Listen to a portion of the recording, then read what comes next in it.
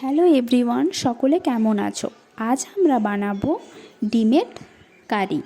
এটা বানানোর জন্য প্রথমে আমরা ডিমটাকে ছাড়িয়ে নিয়েছি এবং ডিমটা একটু হলুদ আর নুন মাখিয়ে নিয়ে তেলের মধ্যে ভেজে নিলাম।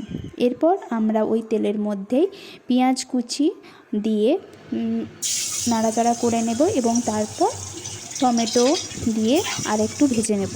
দেখো ভাজা হয়ে গেছে। এবার আমরা এর মধ্যে আদা বাটা, রসুন বাটা, পেঁয়াজ বাটা, জিরে গুঁড়ো, ধনে গুঁড়ো, নুন, হলুদ সব মিক্স করে এটাকে আমরা কিছুক্ষণ নেড়ে নেব। এ দেখো নাড়া হয়ে যাওয়ার পর অল্প জল দিয়ে নিলাম।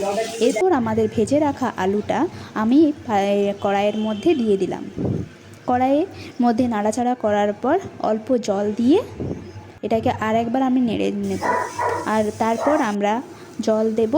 জল দিয়ে ডিমগুলোকে নিয়ে ডিমগুলো দিয়ে কষিয়ে পর আবার জল দিয়ে দেব।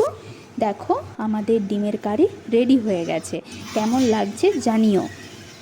ধন্যবাদ সকলকে। তোমাদের যদি আমার এই ভিডিওটা ভালো লেগে থাকে সকলে কিন্তু like, comment, share and subscribe করতে কিন্তু ভুলবে না। কিন্তু দেখা হচ্ছে তোমাদের সাথে পরের ভিডিওতে।